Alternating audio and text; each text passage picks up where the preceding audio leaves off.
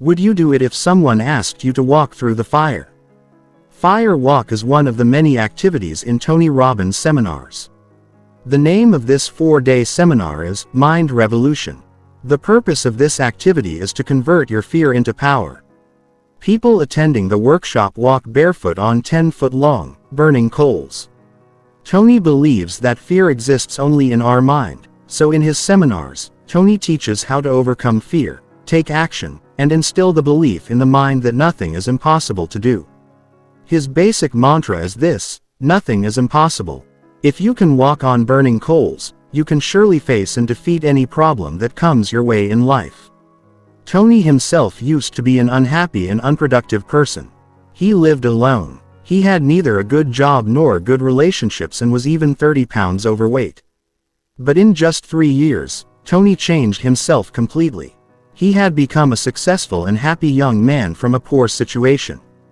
Along with becoming a best-selling author, he also became one of the most popular motivational speakers. After changing himself, Tony has helped many people, whether politicians, business people, athletes, or ordinary people. At just 25 years old, Tony achieved great success, wealth, and fame. You will be surprised to know that he did not have any significant degree. He had completed his studies only till high school, but despite this, he had achieved many times more than that. Life gave him a perfect partner in the form of his wife, and he met many people in his career who inspired him a lot. In this book, Tony talks about how he did all this. So, in this video book summary called Unlimited Power by Tony Robbins, you will learn the principles he applied in his life. You'll learn the valuable lessons he teaches in each of his seminars. There is no limit to how much you can achieve, and honestly, you don't need to look anywhere else. The source of this unlimited power is already within you. Ultimate Success Formula. Tony had observed many successful people very carefully. He noticed that they all had a common pattern of success. Tony called this the Ultimate Success Formula. It has 4 steps. 1. The first step is to set your target. This step helps you determine what you really want to achieve. 2. The second step is to take action, i.e., toward your goal. But sometimes, your actions may need to be corrected, and instead of taking you to your destination, they divert you from the path. 3. That's why you need step 3 to monitor your actions and get feedback. 4. Finally, the fourth step is changing your behavior, i.e., attitude, which means changing your actions until you achieve your target. Let us understand this from a story. Who doesn't know Steven Spielberg? He used excellent animation to take us to the world of Jurassic Park and dinosaurs. At 36, he was called the best director of all time. He has made 4 of the 10 best blockbuster films in history. His most successful films include E.T., Jurassic Park, Indiana Jones, and Schindler's List. So, how did Spielberg start such a fantastic career? Was he a good director from the beginning? Did he have any unique advantages? No, it's not like that. He followed the ultimate success formula. I want to be a film director. This was the thought that kept running through Spielberg's mind when he was a teenager. At the age of 17, he went to see Universal Studios for the first time. They saw the sound stage. However, their group was not allowed to go to the sound stage. So what do you think? Spielberg quietly left from there. Instead, Spielberg secretly went to the shooting location and started overseeing everything. Then he met an editor of the film and talked to him for an hour. He told the editor all about the films he wanted to make. For most people, the story would have ended there. But not for Spielberg. He had the power to turn his idea into action, but he went back to the studio the next day. This time, he did something different. He reached there wearing a suit. Not only this, he also took his father's briefcase with him. He walked past the security guard as if he worked for the studio. Little did the poor guard know that Spielberg's briefcase contained no essential papers, only a sandwich and 2 candies. Inside the studio, they found an empty trailer. He sat there and placed a board in front of him that read, Steven Spielberg, Director. Spielberg spent the summer like this. He would go to the studio and talk to the writer, editor, and director, Listen to them very carefully, and observe very carefully what they do and how they do it. New caption there. He learned a lot from the people around him. Spielberg continued visiting the studio daily for 3 years before he received his first contract. Spielberg made a simple film, which he showed to the staff at Universal Studios. The people there immediately recognized his talent and gave him a 7-year contract. At 20, Spielberg became the director of his first TV show. So you see how Spielberg followed the ultimate success formula. He first set the goal of becoming a director and then started taking action. He used to visit the studio and learned a lot from the staff there. Unless you are determined to make your dream come true, it will remain a dream and will not come true. You can also apply this formula. It doesn't matter who you are or what you have. All that matters is taking steps to move forward. Different qualities of those who do something different. Why is it that some people are not happy despite having everything in the world? Many people have a lot of wealth and fame, the support of close friends, successful careers, and the perfect partner, but in the end, they also remain disappointed and unhappy. Why? On the other hand, many people are physically disabled and suffering from poverty. Society looks down upon them, but they have emerged as winners from every challenge and are living a happy life. What is the reason for this difference? Which of these would you like to be? The answer is that it is not about any situation or challenge, but how we look at it causes the difference. What would you tell yourself if something terrible happened to you? Will you keep thinking about the negative aspects and take the wrong steps, or will you try to improve the situation by finding something positive about that bad event? Let us understand it from this story. There were 2 men. The name of the first was John Belushi, who was a well-known comedian of the 1970s. During his time, he gave many memorable shows and performances. At that time, he was counted among the best entertainers. At 22, John became the youngest member of Chicago's most popular comedy group, Second City. With time, John became the star of that show.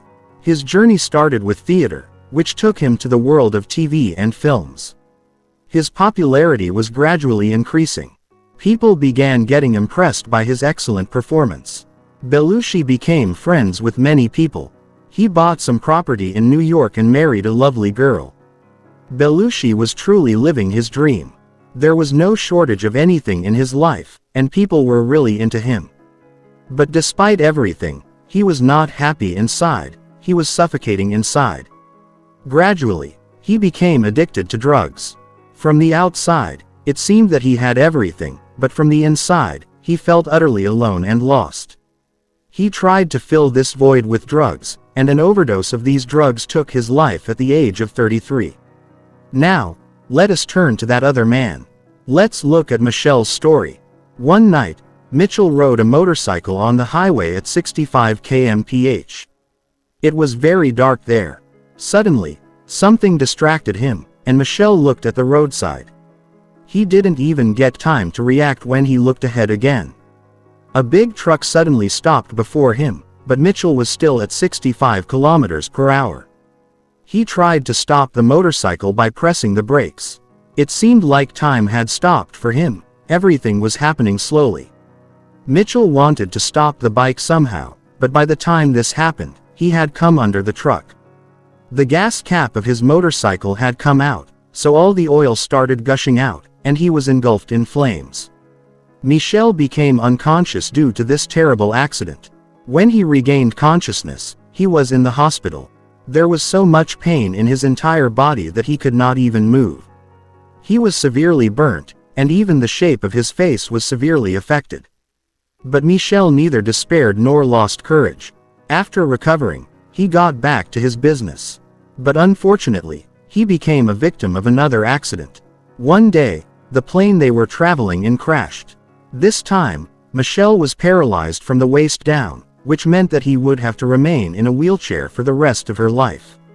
Any person could have broken down after such traumatic events, and Michel could have met the same end as Belushi.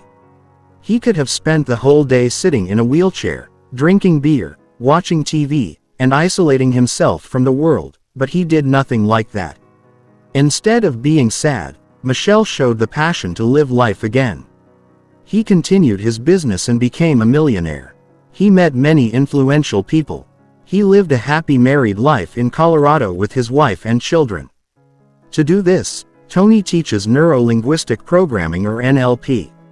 Simply, it means programming your mind to fill it with the right thoughts so you can take the right action or decision. And we can move forward by maintaining positive behavior. Stay in enabling state. There are many days when we feel very irritable. We think that everything is going wrong in life. We tell ourselves that it is my unlucky day. On the other hand, there are many days when you feel very positive. Your work, family, relationships, and everything else are going well. But why does this happen? You are the same person. Still, why are there some days when you fail and others when you win at everything? Sometimes, life seems to be under our control, and sometimes, life is just passing by. So the reason for this difference is which state you are in. There are two states of our mind.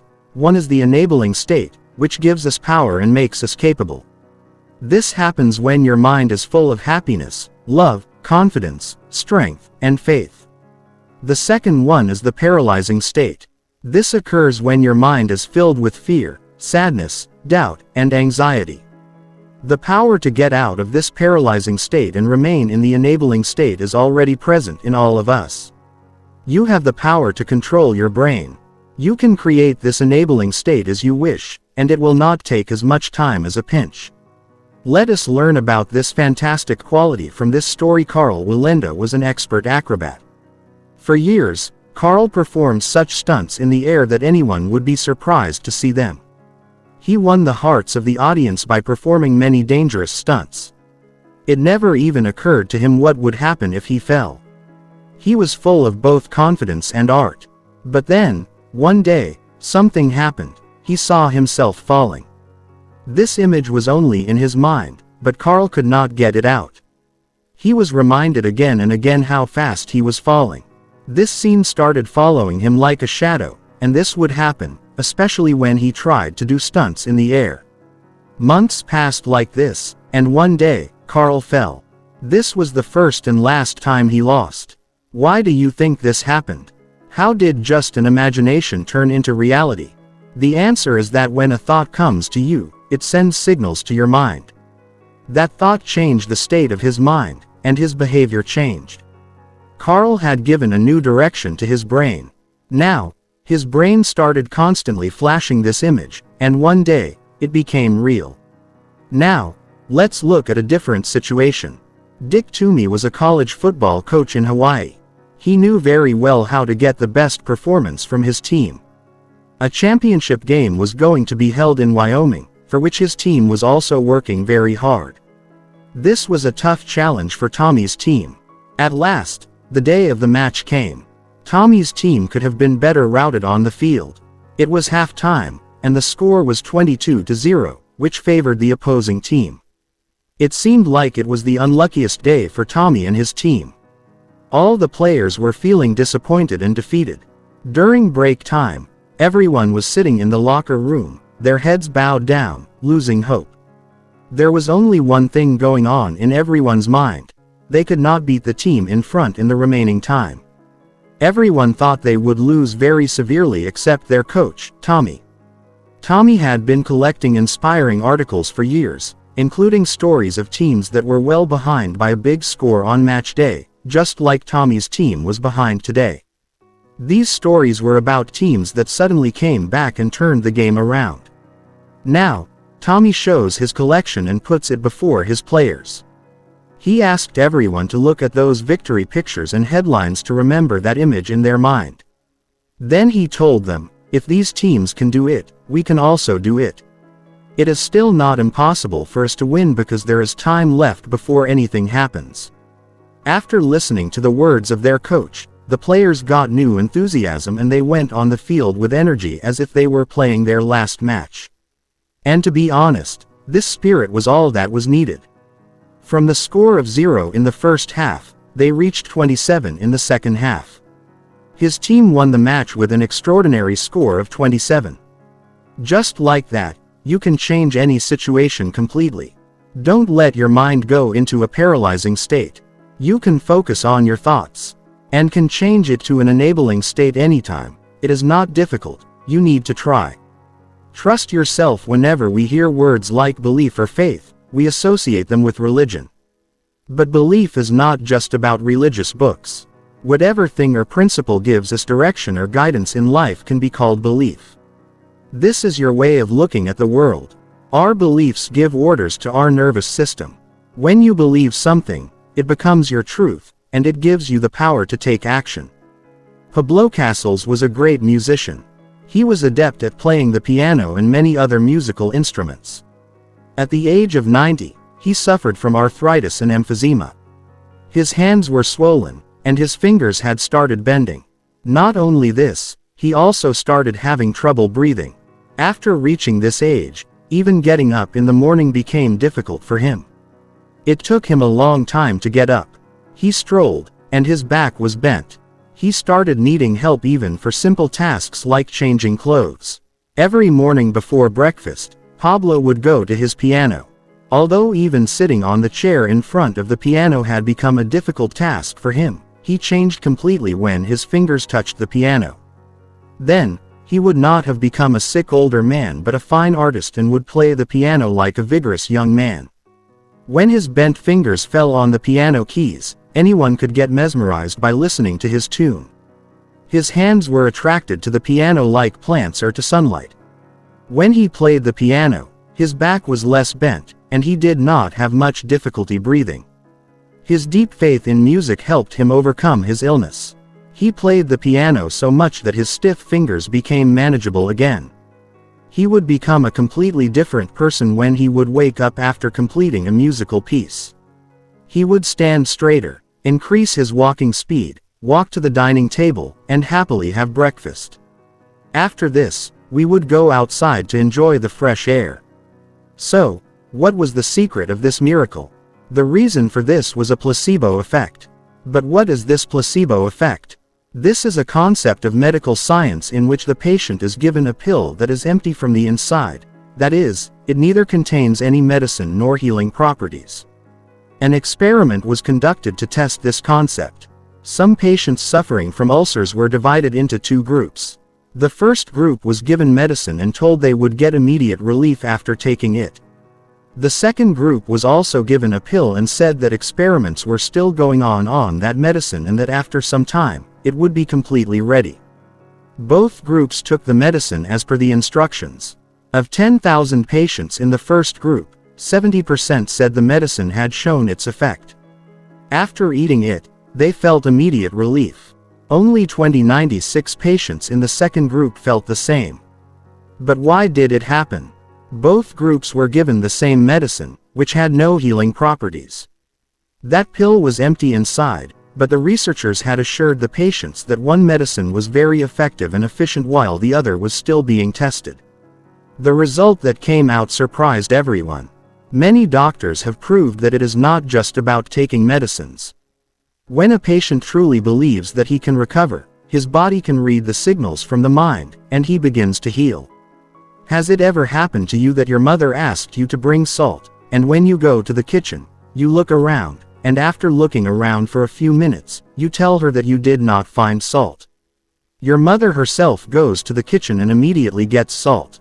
Why does this happen? Often, that thing is correct before you cannot see it. The reason why you did not get the salt is your belief. The moment you say, "I can't find it," or "I don't know where it is kept," you give orders to your brain, and it actually cannot find the salt bottle. Use positive instead of negative words, and your body and brain will support you. Understand the lie of success. The lying that Tony is referring to here is not about cheating or dishonesty. We never know whether what we believe is true or false. Even scientists and geniuses can never be sure about this. Honestly, it doesn't matter.